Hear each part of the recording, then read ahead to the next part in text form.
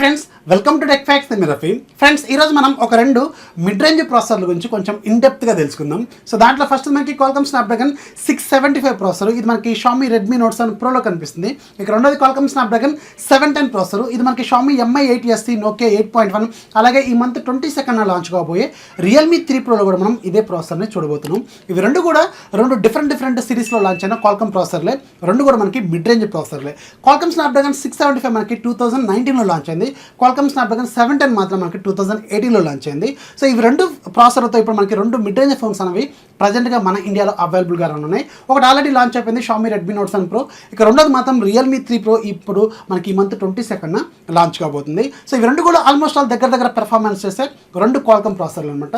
So దీన్ని base చేసుకొని ఇప్పుడు ఈ రెండు కంపెనీల మధ్య ట్విట్టర్లో పెద్ద వార్ అనేది నడుస్తుంది. మేము గొప్ప అంటే మేము గొప్ప అని గత 2 రోజుల నుంచి వీళ్ళు ట్వీట్లతో జనాన్ని అట్రాక్ట్ చేయడానికి ట్రై చేస్తున్నారు. క్వాల్కమ్ స్నాప్డ్రాగన్ 675 బెటర్ అని షామీ కంపెనీ ట్వీట్లు చేస్తుంది. అలాగే మనకి రియల్మీ 3 ప్రోలో ఉన్న క్వాల్కమ్ స్నాప్డ్రాగన్ 710 బెటర్ అని రియల్మీ కంపెనీ ట్వీట్ చేస్తుంది. సో ఈ రెండింటి మధ్య నడుస్తున్న వార్ గురించి మనం ఇన్డెప్త్గా తెలుసుకుందాం. సో మనం ఒకసారి టెక్నికల్గా వీటి గురించి తెలుసుకుంటే అర్థమైపోతుంది అనమాట ఈ రెండు ప్రాసెసర్లు ఏది బెటర్గా పెర్ఫార్మెన్స్ చేయగలదనేది. సో ఫ్రెండ్స్, ఈరోజు మనం ఈ రెండు ప్రాసెసర్ల గురించి తెలుసుకుందాం. ఇక మనం ఒకసారి టెక్నికల్ డీటెయిల్స్ ఏంటనేది చూసేద్దాం. ఫస్ట్ మనం క్వాల్కమ్ స్నాప్డ్రాగన్ 710 ప్రాసెసర్ గురించి తెలుసుకుందాం. ఇది మనకి 2018లో లాంచ్ అయింది. 10 నానోమీటర్ మీద బిల్డ్ అయిన ప్రాసెసర్ అనమాట. ఇక రెండోది క్వాల్కమ్ స్నాప్డ్రాగన్ 675 ప్రాసెసర్, ఇది మనకి 2019లో లాంచ్ అయినప్పుడు కూడా ఇది మనకి 11 నానోమీటర్ మీద బిల్డ్ అయిన ప్రాసెసర్ అనమాట. ఇక్కడ ఆర్కిటెక్చర్ పరంగా మాట్లాడుకుంటే లెస్ నెంబర్ బెటర్ పెర్ఫార్మెన్స్ అనమాట. అంటే 10 అనేది 11 కంటే తక్కువ కాబట్టి ఖచ్చితంగా క్వాల్కమ్ స్నాప్డ్రాగన్ 710 అనేది క్వాల్కమ్ స్నాప్డ్రాగన్ 675 కంటే కూడా బెటర్ ఆర్కిటెక్చర్తో బిల్డ్ అయిన ప్రాసెసర్ అనమాట. ఇక్కడ లెస్ నెంబర్ ఉంటే ఏమవుతుందంటే బెటర్ పెర్ఫార్మెన్స్ ఉంటుంది, బెటర్ బ్యాటరీ కన్సంప్షన్ ఉంటుంది, అలాగే హీట్ జనరేషన్ అనేది కొంచెం తక్కువగా ఉంటుంది. సో ఖచ్చితంగా చెప్పాలంటే ఆర్కిటెక్చర్ పరంగా మాత్రం క్వాల్కమ్ స్నాప్డ్రాగన్ 710 అనేది కొంచెం బెటర్ బిల్డ్ మీద తయారైన ప్రాసెసర్. కానీ ఇక్కడ ఆర్కిటెక్చర్ ఒక్కటే మనకి టోటల్ ఓవరాల్ పెర్ఫార్మెన్స్ని డిసైడ్ చేయలేదు. మనకి కోర్స్ అనేది చాలా ఇంపార్టెంట్, అలాగే గ్రాఫిక్స్ కూడా మనకి ఇంపార్టెంట్ అనమాట. సో ఓవరాల్గా మనకి ఆర్కిటెక్చర్ పరంగా చూసుకుంటే మాత్రం క్వాల్కమ్ స్నాప్డ్రాగన్ 710 అనేది కొంచెం బెటర్గా బిల్డ్ అయిన ప్రాసెసర్. ఇక మనం ఒకసారి కోర్స్ గురించి తెలుసుకుందాం. ఇక్కడ కోర్స్ విషయంలో మాత్రం రెండు ప్రాసెసర్ల మధ్య చాలా పెద్ద డిఫరెన్స్ అనేది కనిపిస్తుంది. రెండు కూడా మనకి మిడ్ రేంజ్ ప్రాసెసర్లే, కాకపోతే ఇక్కడ కోర్స్ ఏవైతే యూజ్ చేశారో ఆ కోర్స్ మధ్యలో మాత్రం డిఫరెన్స్ అనేది చాలా పెద్దగా ఉంటుంది అనమాట. ఫస్ట్ మనం క్వాల్కమ్ స్నాప్డ్రాగన్ 710 ప్రాసెసర్ గురించి చూద్దాం. ఇది మనకి 2.2 GHz స్పీడ్తో రన్ అవుతుంది అనమాట. కానీ దీంట్లో ఏవైతే ఉన్నాయో ఇవి రెండు కూడా మనకి ఆక్టా కోర్ ప్రాసెసర్లే. రెండింటిలో మనకి 8 కోర్లు ఉంటాయి, కానీ 8 కూడా సేమ్ స్పీడ్ దగ్గర అయితే మనకి ఉండవు. మనకి క్వాల్కమ్ స్నాప్డ్రాగన్ 710 ప్రాసెసర్లో మనకి ఫస్ట్ 2 కోర్స్ మనకి పెర్ఫార్మెన్స్ కోర్స్ అనమాట.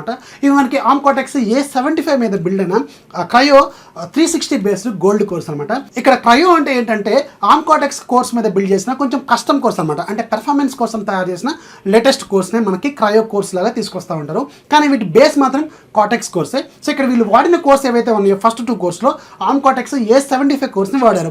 ఈ ఆర్మ్ కార్టెక్స్ A75 కోర్స్ అనేవి కొంచెం ఓల్డ్ కోర్సు. మనకి నిజానికి క్వాల్కమ్ స్నాప్డ్రాగన్ 710 తయారైనప్పుడు ఆల్రెడీ మనకి కార్టెక్స్ A76 కోర్స్ అనేవి ఆల్రెడీ అవైలబుల్గా ఉన్నాయి. కానీ వీళ్ళు మాత్రం క్వాల్కమ్ స్నాప్డ్రాగన్ 710లో మాత్రం కార్టెక్స్ A75 కోర్స్ని వాడారు. సో ఫస్ట్ 2 కోర్స్ మనకి 2.2 GHz స్పీడ్ దగ్గర ఉంటాయి. మనకి రిమైనింగ్ 6 కోర్లు మనకి 1.7 GHz స్పీడ్ దగ్గర ఉంటాయి. ఇవి మనకి ఆర్మ్ కార్టెక్స్ A55 మీద బిల్డ్ అయిన క్రయో 360 సిల్వర్ కోర్స్ అనమాట. సో ఇవి ఓవరాల్గా స్నాప్డ్రాగన్ 710లో ఉండే 8 కోర్లు. కానీ ఇక్కడ డ్రాబ్యాక్ ఏంటంటే మనకి ఏవైతే ఆర్మ్ కార్టెక్స్ A75 కోర్స్ వాడారో అదే ఇక్కడ పెద్ద డ్రాబ్యాక్. ఇక మనం ఒకసారి క్వాల్కమ్ స్నాప్డ్రాగన్ 675 ప్రాసెసర్ గురించి కూడా తెలుసుకుందాం. క్వాల్కమ్ స్నాప్డ్రాగన్ 675 ప్రాసెసర్ మనకి overall clock speed 2.0 GHz speed ఉంటుంది. కానీ క్వాల్కమ్ స్నాప్డ్రాగన్ 710 మాత్రం 2.2 GHz స్పీడ్ ఉంటుంది. అంటే ఇక్కడ క్లాక్ స్పీడ్ విషయంలో మాత్రం 710 కొంచెం స్లైట్గా బెటర్గా ఉంటుంది. కానీ ఇక్కడ క్లాక్ స్పీడ్ కూడా మనకి ఓవరాల్ పెర్ఫార్మెన్స్ని డిసైడ్ చేయలేదు. ఓన్లీ కోర్స్ ఏవైతే ఉన్నాయో ఆ కోర్స్ మాత్రమే మనకి పెర్ఫార్మెన్స్ని డిసైడ్ చేయగలదు. అందుకే మనకి ఎంటర్ బెంచ్ మార్క్స్ కోర్స్ అనేవి కొంచెం వ్యారీ అవుతూ ఉంటాయి అనమాట. సో క్వాల్కమ్ స్నాప్డ్రాగన్ 675లో కూడా మనకి 8 కోర్లు ఉంటాయి. 8 కోర్లో మనకి first 2 course performance course, remaining 6 కోర్లు మనకి ఎఫిషియన్సీ కోర్స్ అనమాట. ఎఫిషియన్సీ కోర్స్ అంటే మనకి రెగ్యులర్ టాస్క్లు ఏవైతే ఉంటాయో వాటిని రన్ చేయడానికి యూజ్ అవుతుంది. పర్ఫార్మెన్స్ కోర్స్ మాత్రం మనకి పెద్ద గేమ్స్ ఉంటాయి కదా, హెవీ గేమ్స్ని వాటిని హ్యాండిల్ చేయడానికి యూజ్ అవుతుంది అనమాట. సో ఇక్కడ ఉన్న 2 కోర్స్ కూడా మనకి performance course arm cortex A76 మీద బిల్డ్ అయిన కోర్స్ అనమాట. అంటే మనకి క్రయో 460 గోల్డ్ కోర్సు. సో ఇవి ఏవైతే మనకి క్వాల్కమ్ స్నాప్డ్రాగన్ 855లో వాడారో ఆ కోర్స్ని ఇక్కడ 2 కోర్స్ని దీంట్లో వాడటం వల్ల ఏమైందంటే ఫ్లాగ్షిప్ లెవెల్లో ఉన్న పెర్ఫార్మెన్స్ మనకి మిడ్ రేంజ్లోకి వచ్చింది. అందుకే మనకి ఇక్కడ క్వాల్కమ్ స్నాప్డ్రాగన్ 675లో కొంచెం యాంటిట్యూడ్ బెంచ్ మార్క్స్ స్కోర్స్ అనేవి కొంచెం బెటర్గా వచ్చాయి మనకి క్వాల్కమ్ స్నాప్డ్రాగన్ 710తో కంపేర్ చేసినప్పుడు. ఇక దీంట్లో ఉన్న రిమైనింగ్ 6 కోర్లు మనకి 1.8 GHz స్పీడ్ దగ్గర ఉంటాయి. ఇవి మనకి ఆర్మ్ కార్టెక్స్ A55 మీద బిల్డ్ అయిన క్రయో 460 సిల్వర్ కోర్స్ అనమాట. ఇవి మనకి రెగ్యులర్ ఎఫిషియన్సీ కోర్స్. ఇక్కడ మేజర్గా ఉన్న డిఫరెన్స్ ఎక్కడ వచ్చిందంటే మనకి కోర్స్ విషయంలో వచ్చినాయి. ఇక్కడ మనకి Qualcomm Snapdragon 710లో మాత్రం first 2 course performance course A75 మీద బిల్డ్ చేశారు. కానీ ఇక్కడ 675లో మాత్రం A76 మీద బిల్డ్ చేశారు. నిజానికి Qualcomm Snapdragon 710 తయారైనప్పుడు మనకి 76 అనేది అవైలబుల్గా ఉంది, కానీ 75 మాత్రమే వాడారు. అందుకే ఇక్కడ మనకి ఓవరాల్ పెర్ఫార్మెన్స్ అనేది 675లో కొంచెం బెటర్గా అయితే వచ్చింది. ఇక మనం ఒకసారి గ్రాఫిక్స్ చూసుకుంటే గ్రాఫిక్స్ విషయంలో మాత్రం Qualcomm Snapdragon 675 కంటే 710 కొంచెం బెటర్ గ్రాఫిక్స్ అయితే అవైలబుల్గా ఉన్నాయి. 710లో మనకి Adreno 616 GPU ఉంటుంది. దీని క్లాక్ స్పీడ్ మనకి 750 MHz వరకు ఉంటుంది. ఇక రెండోది Qualcomm Snapdragon 675 ప్రాసెసర్. దీంట్లో మనకి Adreno 612 గ్రాఫిక్స్ ఉంటుంది. దీని క్లాక్ స్పీడ్ మనకి 710 వరకు మనకి మెగాహెర్ట్జ్ స్పీడ్ అయితే ఉంటుంది. సో ఇక్కడ గ్రాఫిక్స్ విషయంలో కూడా మనకి 710 అనేది కొంచెం బెటర్గా అయితే పెర్ఫార్మెన్స్ అయితే చేయగలదు.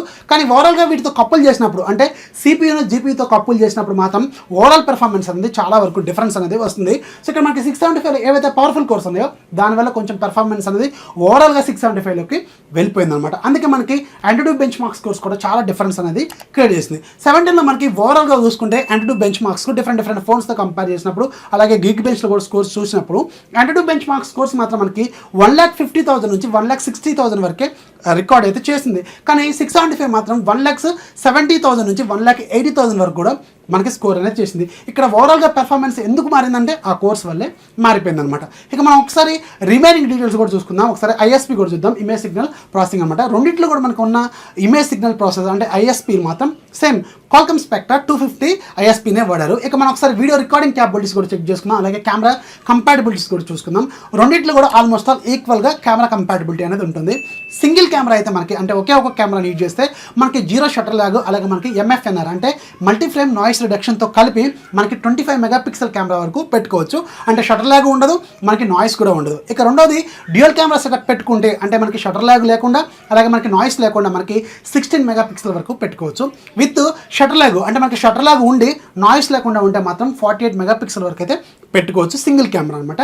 ఇక మనకి షట్టర్ ల్యాగ్ ఉండి అలాగే నాయిస్తో కూడా రికార్డ్ అయితే మాత్రం మనకి 192 మెగాపిక్సెల్ వరకు అయితే పెట్టుకోవచ్చు. ఇది రీసెంట్గా మనకి Qualcomm అనౌన్స్ చేసింది కదా. అన్ని ప్రాసెసర్లు కూడా మనకి 660, 675 అలాగే 710 ఇలాంటి వాటిలో మనకి 192 మెగాపిక్సెల్ వరకు అయితే పెట్టుకోవచ్చు విత్ నాయిస్ అలాగే మనకి షట్టర్ ల్యాగ్తో అనమాట. అలాగే రికార్డింగ్ క్యాపబిలిటీస్ ఒకసారి చెక్ చేసుకుంటే రెండింటిలో కూడా మనకి 4K రికార్డింగ్ ఎట్ 30 ఫ్రేమ్స్ వరకు అయితే రికార్డ్ చేయగలదు. అలా మనకి 1080లో మనకి up to 120 frames per second వరకు కూడా రికార్డ్ చేయగలదు. ఇక మనం ఒకసారి ఫాస్ట్ ఛార్జింగ్ టెక్నాలజీస్ గురించి చెక్ చేసుకుంటే మనకి Qualcomm Snapdragon 710లో మాత్రం ఓన్లీ Qualcomm క్విక్ ఛార్జ్ 4 మాత్రమే సపోర్ట్ చేస్తుంది. అంటే మనకి ఓవరాల్గా పవర్ అవుట్పుట్ అనేది 18 వాట్స్ మాత్రమే ఉంటుంది. కానీ Qualcomm Snapdragon 675లో మాత్రం Qualcomm క్విక్ ఛార్జ్ 4+ కూడా సపోర్ట్ చేస్తుంది.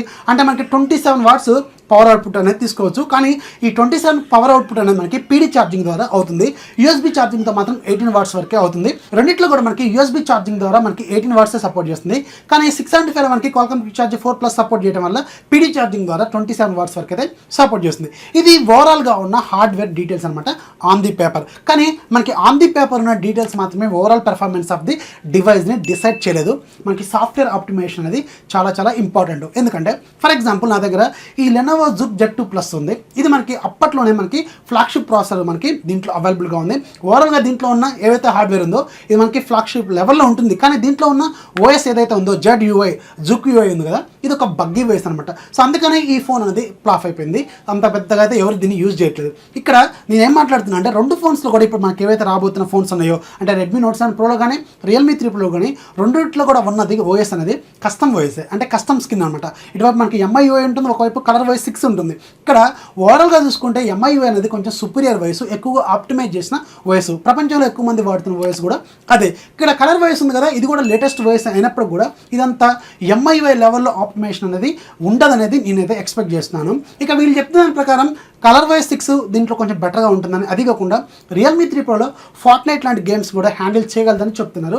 కానీ నాకు తెలిసి ఇది హ్యాండిల్ చేయాలంటే Qualcomm Snapdragon 710 అనేది కొంచెం హైపర్ బూస్ట్ లాంటివి అయితే ఉండాలి. మరి ఒకసారి ఇది లాంచ్ అయిన తర్వాత అర్థమయ్యే అవకాశం అయితే ఉంటుంది.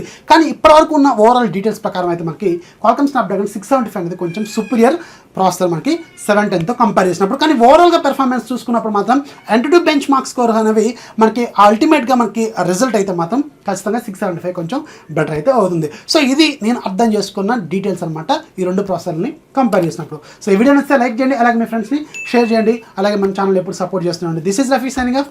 Bye bye.